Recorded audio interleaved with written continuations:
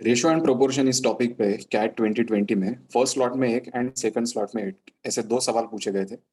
In this video we will discuss this two questions with techniques. So पहला सवाल आपके सामने।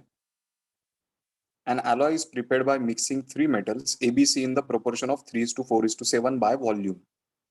Weights of the same volume of metals ABC are in the ratio 5 is to 2 is to 6.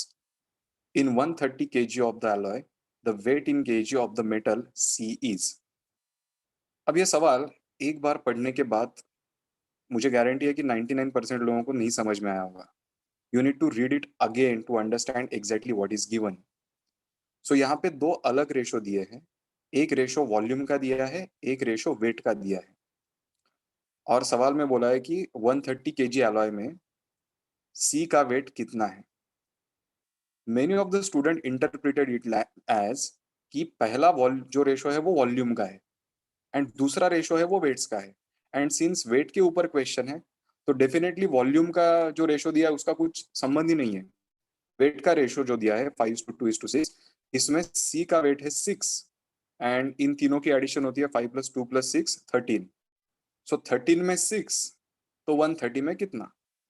ये सोच के बहुत सारे student ने इसका आंसर 60 टिक किया and that was absolutely wrong.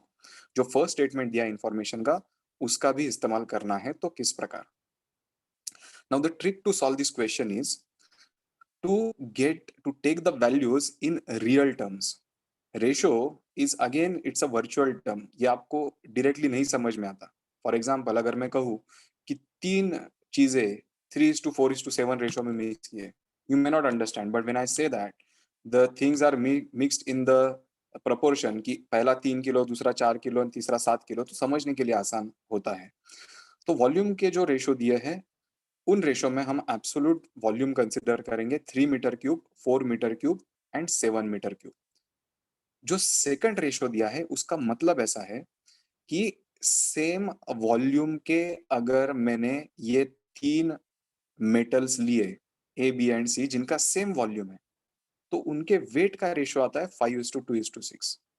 तो जो सेम वॉल्यूम है उस सेम वॉल्यूम को हम बोलेंगे 1 मीटर क्यूब। तो 1 मीटर क्यूब अगर मैंने ए लिया तो उसका वेट मैं कंसिडर करूंगा 5 kg। 1 मीटर क्यूब बी लिया तो उसका वेट कंसिडर करूंगा 2 kg। 1 मीटर क्यूब सी लिया तो उसका वेट कंसिडर करूंगा 6 kg। If you understand this problem like this then only you can solve the question fast.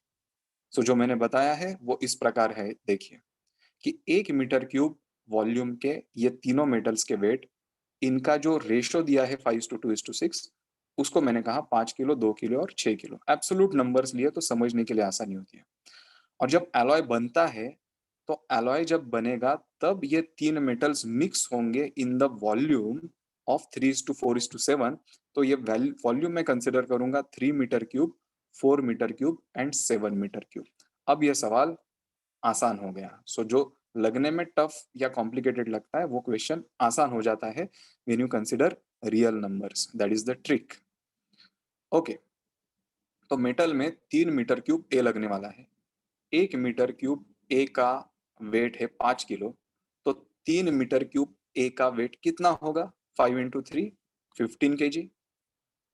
Same way और एलॉय में बी लगने वाला है 4 मीटर क्यूब और 1 मीटर क्यूब बी का वेट है 2 किलो, तो 4 मीटर क्यूब बी का वेट कितना होगा? 8 किलो। 7 मीटर क्यूब सी लगने वाला है, 1 मीटर क्यूब सी का वेट है 6 kg, तो 7 मीटर क्यूब सी का वेट होगा 7 × 6 42 kg। क्लियर? नाउ कुल मिला के टोटल एलॉय बनता है 15 + 8 + 42। 42 + 8 होता है 50, 50 + 15 होता है 65। तो 65 kg एलॉय में 42 kg अगर सी है तो 130 kg एलॉय में कितना? सी का शेयर होता है 42/65, 65 में 42, तो 130 में कितना? 135 65 का डबल है, इसलिए आंसर 42 का डबल 84 आएगा। क्लियर है सबको? So that was slot 1 question. Now let us see slot 2 question. A sum of money is split among Amal, Sunil and Mita so that the ratio of the shares of Amal and Sunil is 3:2, while the ratio of the shares of Sunil and Mita is 4:5. If the difference between the largest and the smallest of these three shares is 400, then Sunil's share is. बहुत बहुत आसान सवाल है. Compared to the previous question, the level of this question is definitely less.